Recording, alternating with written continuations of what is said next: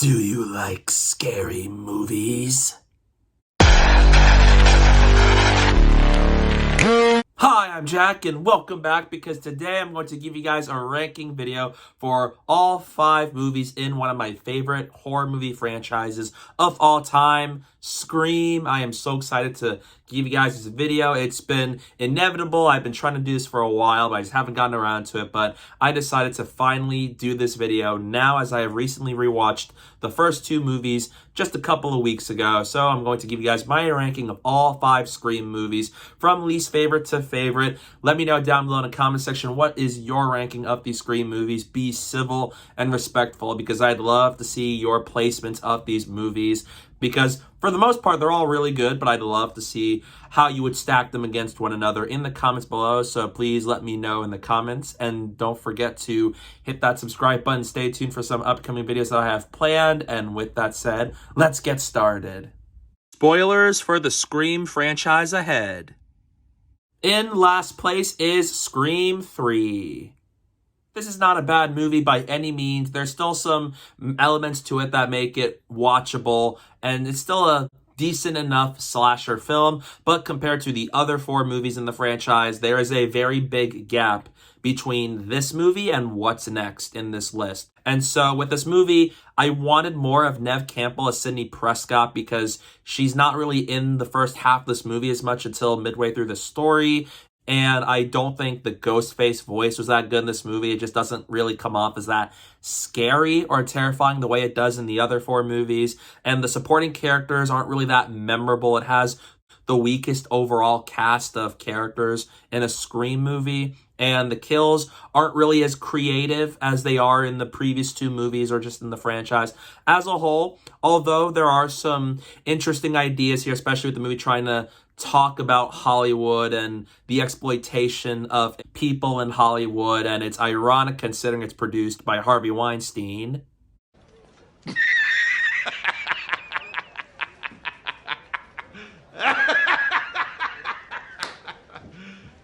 You serious? And you still get some of that meta aspect into this movie. So it has the aspects that make a Scream movie a Scream movie. Again, I really liked the cast for the most part, but you just don't have a lot of memorable characters here. The Ghostface reveal isn't really that mind-blowing in this movie, although there are aspects to it that I respect, especially because this is the only Scream movie to have 1 Ghostface killer and not 2.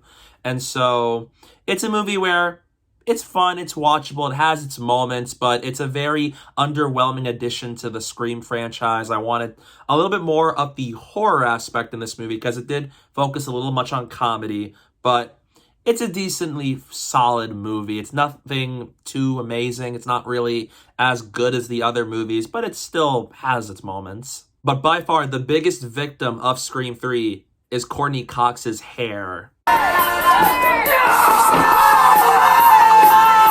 In 4th place is Scream 2.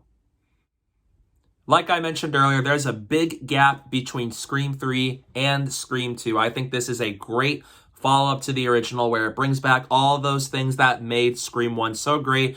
And it once again works here. There's some fun meta-commentary here, especially on horror sequels, and so as just seeing Sidney, Gail, Dewey, Randy all back together for another movie where they're once again dealing with a new Ghostface killer. And it's really fun, especially where now you have a bigger setting with a college and not Woodsboro like it was in the original film. So the stakes are higher, there's more characters, and I liked the new additions, especially with Sydney's roommate, Mickey, Derek. There's great side characters in this movie, and there's some great moments that had me laughing, but also moments that had me really sad and scared for our characters. There's tension, and this is a great horror sequel where it takes the aspects of the original and it tries to double the scale.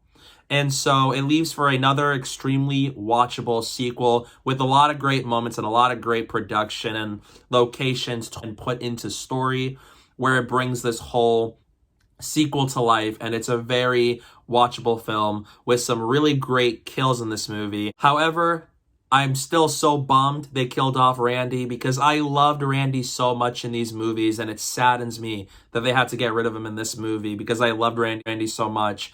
I did guess one of the Ghostface killers because there's a point where he's just gone for so much of this movie, and I figured it's got to be him. And I do think that it's not quite as scary as the original film, although you have some sequences here that are truly freaky to sit through.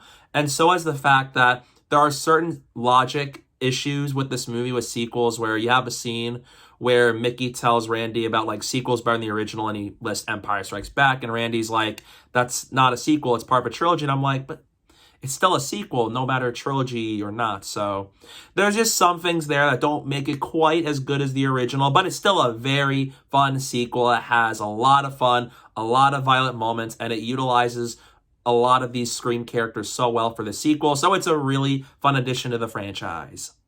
In third place is the new guy on the block, Scream 5.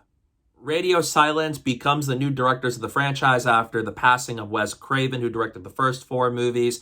And I think for the most part, they did a really good job with this movie with directing it and giving us this very eerie feel. And now that we're back in Woodsboro for the first time since the 4th movie, and that this is set 25 years after the original film. And I really love the cast in this movie, especially with Neve Campbell and David Arquette and Courtney Cox, and even with new additions like Jack Quaid, Dylan Minnette, Mason Gooding, Mikey Madison. There is a really great ensemble cast in this movie. There are some really violent kills in this movie, and it really just blows my mind how far they went. And there are scenes in this movie that felt so rewarding and exciting in Scream 5. And just like every other movie, it's well-paced. It does a really good job tributing Wes Craven while telling a new story with Scream, with some new characters thrown into the mix, and he had some great performances here. And he got one of the best performances of this movie with Jenna Ortega as Tara Carpenter, who is awesome. And because I love Jack Quaid on The Boys, I really dug him in this movie.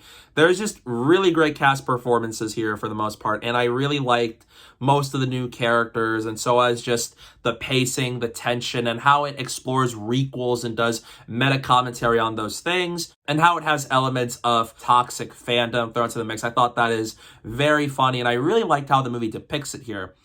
However, the more I sat on this movie, I do think Sam Carpenter isn't that compelling of a lead character here. I was far more interested in Tara Carpenter and some of these other characters more so than Sam herself. Some of the characters could have been better developed, so I would have liked a lot more of them. And I wanted more of the original 3 characters, because while you do have Neve, David, and Courtney all in this movie, they're not in it nearly as much in this movie, and that bummed me out a little bit because I love those characters. But I do get it's a passing the torch kind of thing where we're getting Scream 6 next year and I'm excited for it, but it feels like we're starting to move on with some newer characters to keep the franchise going.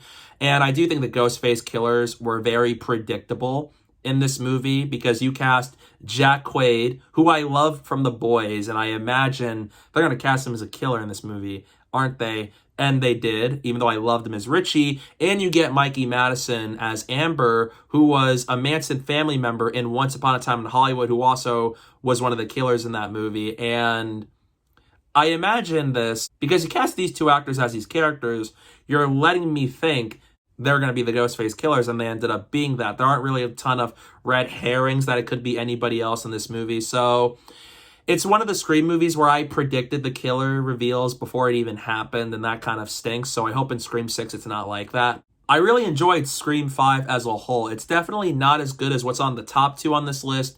There are some great performances from most of the cast. I have a lot of fun watching this movie, especially with some of the violent moments that happen in this movie with some of the kills and the characters. And so as the idea of them just pointing out toxic fandom and discussing requels and doing meta commentary on that. There's great sequences here. It's well-paced. It still has a lot of the stuff that makes a Scream movie. So it's very watchable. It's definitely a great horror movie. So although you had some of those issues here and there, I'm still really looking forward to seeing what they have in store for Scream 6. So this is a good installment, and I had a fun time with this new installment in the Scream franchise. In second place is Scream 4. Scream 4, what about Scroforum? Because it's literally titled Scroforum. Anyway, to get all that aside, this is easily the best of the sequels. You have a great motivation for the Ghostface killer to be the Ghostface killer here. And this movie has by far the most shocking Ghostface killer reveal since the original film. And I really like how this movie does that. We get to see Woodsboro for the first time since the original. I love seeing Sydney, Gale, and Dewey all grown up, where Gale and Dewey are married, and Sydney's now an author on a book tour, and this is her new stop at Woodsboro. And it has the best ensemble cast out of any of the Scream movies here, because I loved Kirby, I loved Jill, I really liked a lot of these other characters in this movie. There's some really memorable kills here that are violent as crazy, and it's very well directed by Wes Craven. I loved how he continues to push the story forward with these characters, and I love the performances from the cast and crew. It's well paced. This is the most intense of the Scream sequels since the original film, and it does the best out of all the sequels we've had so far. It's the one that stuck the landing the best. It's the one that has the most shock factor in there. And so as just when you find out who the killer is, because there's a lot of plot twists and reveals where it's like, maybe it's this person, maybe it's that person.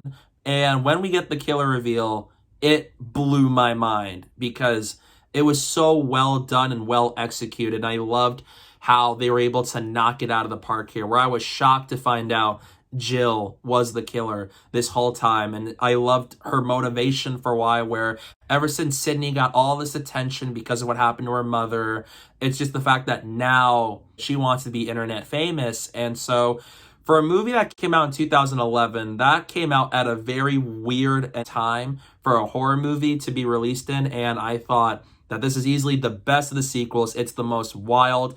It has some of the greatest characters in the Scream franchise. And thankfully, Kirby's alive, and we're going to see her in Scream 6 next year, and I'm super excited for that. So Wes Craven did a phenomenal job directing this movie because this is his last movie in the Scream franchise, and he went out on a very high note with this one.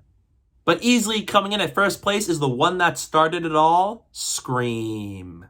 This is my favorite horror movie of all time, and I just love this movie so much. Rewatching it recently continues to solidify that this is the best of the Scream movies, and I love how it starts off with the opening with Drew Barrymore. It's an intense way to kick off this movie, and at the time it was so wild to kill off who everyone thought was going to be the lead character of this movie, and it gives us an idea on what the rest of the movie is going to be like.